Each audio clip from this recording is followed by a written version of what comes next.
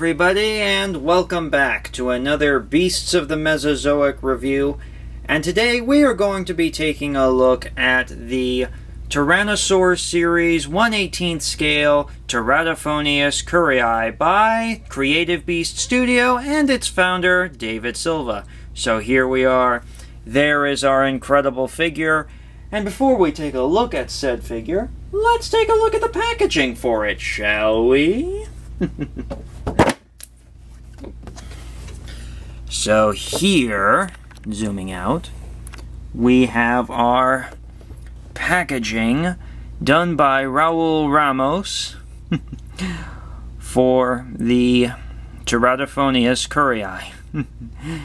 Yeah, the art illustration by Raul is just absolutely incredible. Just absolutely glorious. And inside you can see, of course, there's the backdrop, which you can take out because it's cardboard and place behind your figure if you so choose to. Now on the back, of course, we also have information about the dinosaur itself and the obligatory product shot, along with shots of all the other Beasts of the Mesozoic Tyrannosaurs from Wave 2 in the series. So there you have that. Now inside the packaging, of course, along with the figure, you get this card, again with art done by Raul Ramos. And on the back you get your information about the dinosaur and, of course, the obligatory product shot with the backdrop behind it. So there you have that. And of course, to go along with all of this, you have the ever important instructions.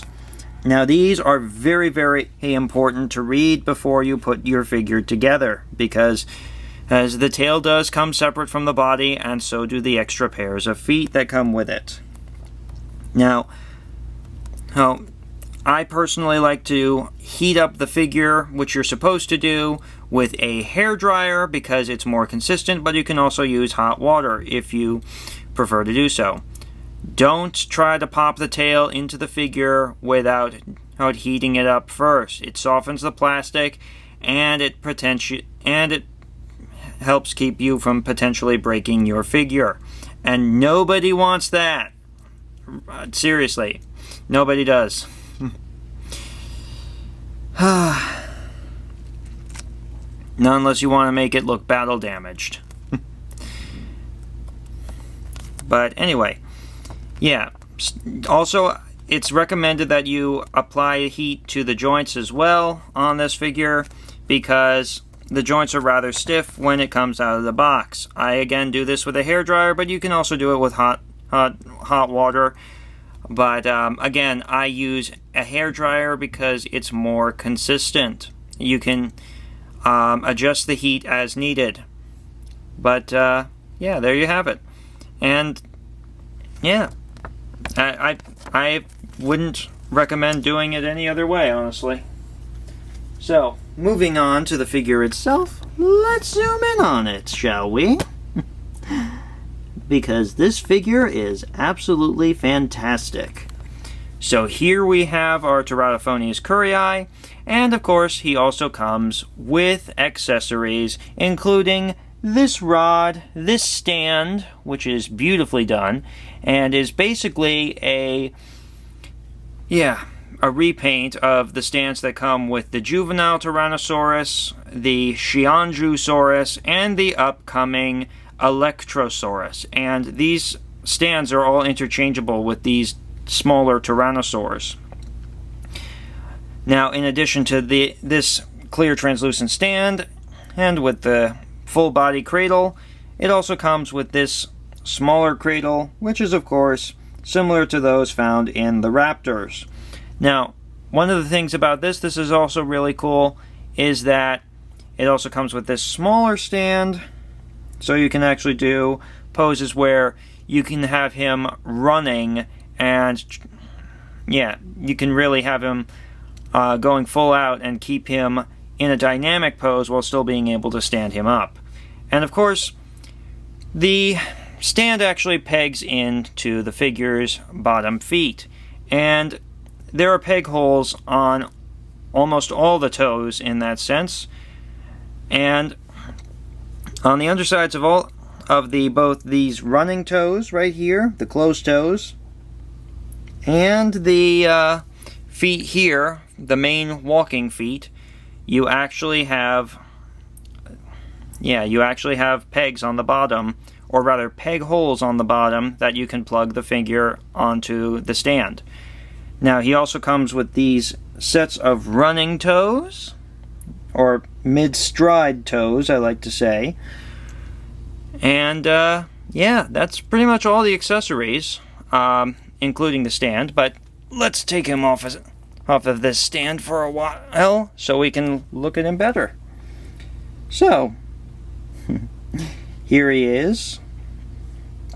And you can see the color scheme is absolutely glorious on this dinosaur. It is based off a painted terrapin turtle, which is, a very cool turtle species. And yeah, it works really, really well for Teratophoneus. And honestly, I don't think I can imagine this Tyrannosaur looking any other color than this, because honestly, it fits it so well. I mean, really, just wow. I mean, all that detail, all that beautiful paint, how it fades into each other, and the stark patterns and contrasts. It just really works very, very well. As I say, as I just bit my own tongue. Ouch. Anyway, moving on. So here's the stand close up, which you of course can see. And again, this is basically the same for Xianzhusaurus, the juvenile T-Rex, and the upcoming Electrosaurus. And yeah, it works really, really well. You can see it has pegs right here for the feet to clip into. And of course, yeah, we can set him on the stand with those pegs in his feet so that he remains stable. And of course, I use the body cradle to help keep that stable because, well, it'll keep the figure from falling over otherwise. Now, articulation-wise, this figure has 20 points of articulation. His mouth moves, opens and closes like so, and his mouth closes absolutely beautifully. I mean, yeah, I really love it. He can move his head left, or rather right, about this far. And admittedly, this joint is still a little tight, so I don't think he can get much more movement out of that. But he can move his head left like so you can get those nice poses.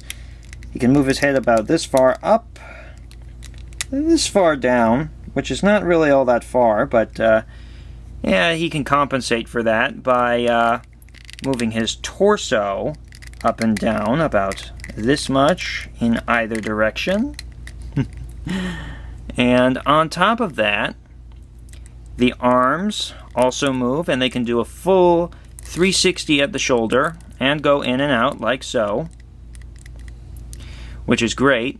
The wrists are on a sliding joint like so, and they do have a bit of swivel, although I don't recommend moving them at all other than the sliding joint for the wrist, because pronated hands are not natural for dinosaurs. They don't pose their hands like this, they pose their hands inward like they're clapping. The elbow can also move about this far out, this far in, so a nice 90-degree angle, or very close to it. But yeah, he can straighten those out. And it's the same is true for both arms, although this one is a little tighter. But yeah, he can do a lot with his arms. Now the knees also have good articulation as well, as do the hips. He can go a full 360 at the hips, although I don't recommend it, which is why I'm not doing that. But he also has great knee articulation. Can straighten out that much, bend that much. And the ankles can also move. and you can swivel them like you can with the other figures, but they can move out about this far, in about this far, like so, and of course the feet can move like this, and he can move his feet out pretty far. Yeah, so you can get some great poses, like for example this running pose. If I was to put him on, he would look great in that pose. Now the tail also can move. It can go right, left, up about this far, down about that far, and of course there's also a wire in the tail, so you can actually get a lot of posability out of said tail without much problem. Yeah, and yeah, of course I love to have this tail nice and curved like so, so that way it just kind of looks more natural. But yeah, this Teratophoneus is absolutely incredible, and he is actually one of my absolute favorites in the toy line thus far. But there's one that I will be doing again in perhaps about 2 weeks. That will also be one of my other favorites, and that will of course be Dryptosaurus. But yeah, Teratophoneus comes pretty close to Dryptosaurus in regards to in regards to my favorite figure for Wave 2, honestly. Now, in regards to facts about this particular dinosaur, at the time that this toy line was being made for the Beasts of the Mesozoic, the Tyrannosaur series, Teratophoneus was only known from juvenile remains. However, recently, in Utah, where this animal is found, specifically the Currie Formation, which has brought out a lot of brand new dinosaur genera and species, we actually have, paleontologists have actually uncovered an entire group of 5 individual Teratophoneus that were different ages and died together, including a fully grown adult, a couple of younger animals, and a juvenile, which suggests that, like Tyrannosaurus and Daspletosaurus and Albertosaurus and Tarbosaurus, that Teratophoneus was probably a pack hunter. And the fact that so many tyrannosaurs were running around in groups suggests that they were probably very social animals just in general. And yeah, this is one of the more unusual tyrannosaurs. The adult is believed to have measured about 30 feet long when fully grown, but this particular toy is probably based off one of the juvenile animals that has been discovered, so it's a little smaller. Nevertheless, it's a very interesting dinosaur, and yeah, it's just incredible. Now, I will compare it to a couple of dinosaurs it lived with alongside in the Currie Formation that are also part of the Beasts of the Mesozoic toy line. So if you will pardon me for just a second, I am going to go get them. So hold the phone for 1 minute.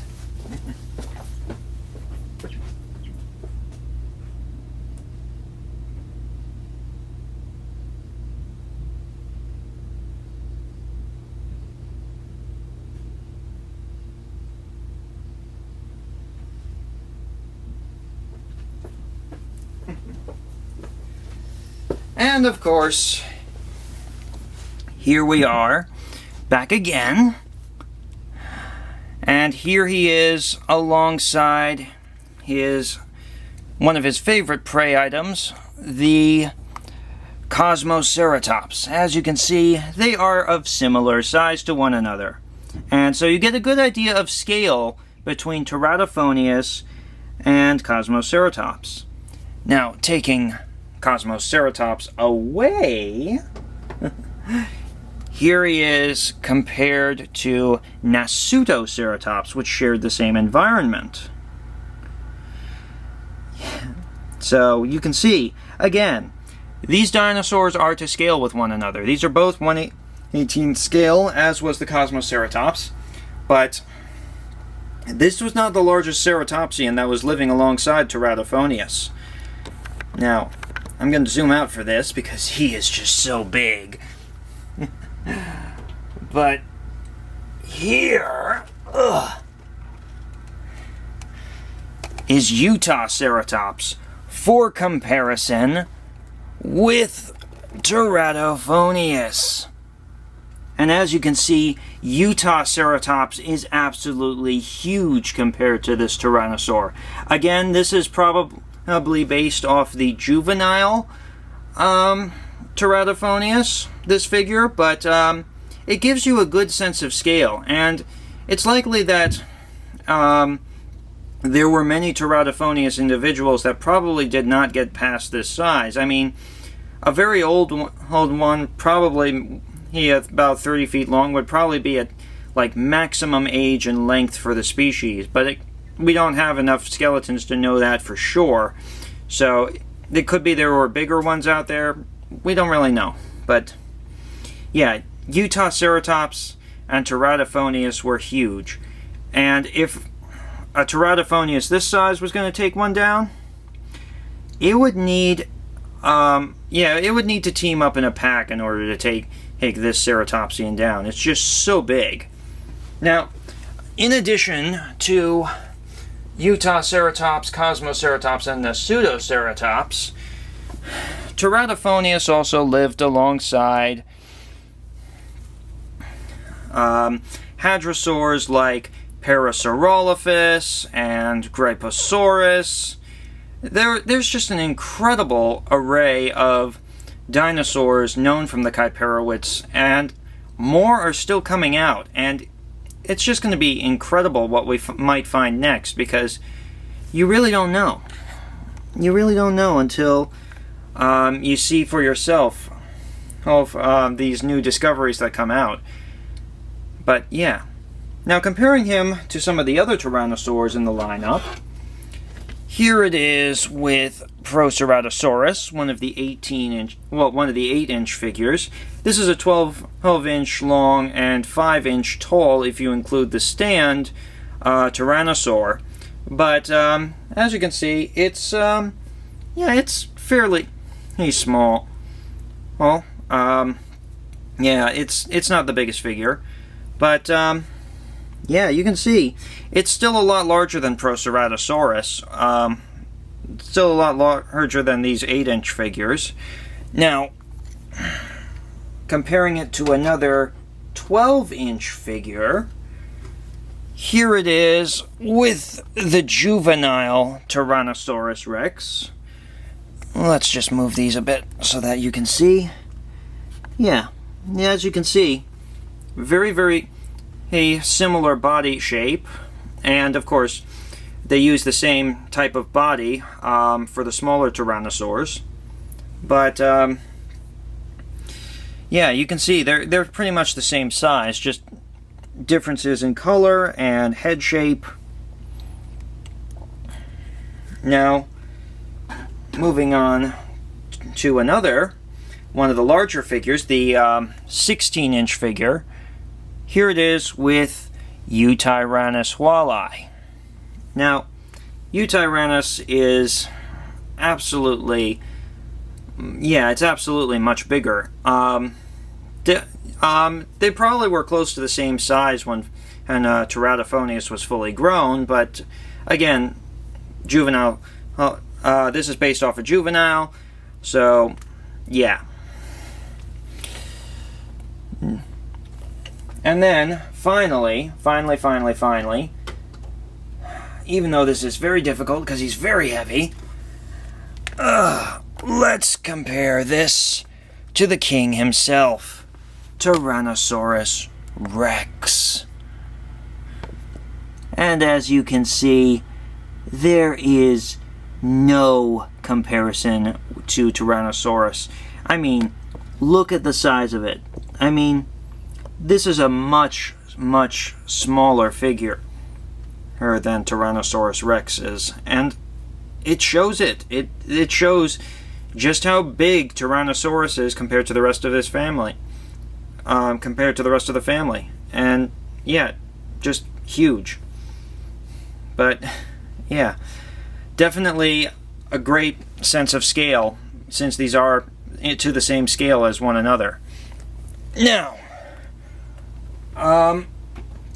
in regards to the price for this figure, for Teratophoneus, it is approximately $60. I got it for about $55 because I pre-ordered it, but you can get it on Creative Beast Studio for about that price, and it'll be the same if you order it from other stores that carry it, such as Big Bad Toy Store or Everything Dinosaur. But yeah, it's definitely worth getting. It's not the most expensive figure, but it is fairly large, and yeah, you can, and if you save up, you can definitely get it, and it's well worth the money to do so. But I can't recommend this as enough.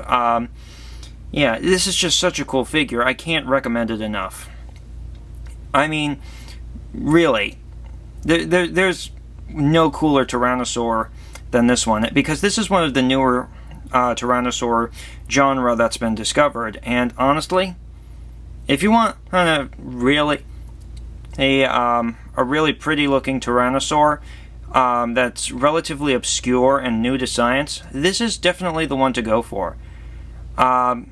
Yeah, just, he's insane to look at. He's beautifully textured. He's got the most amazing details and color scheme. And yeah, this is one that I really enjoy, because it's also named after one of my favorite paleontologists, Dr. Phil Currie.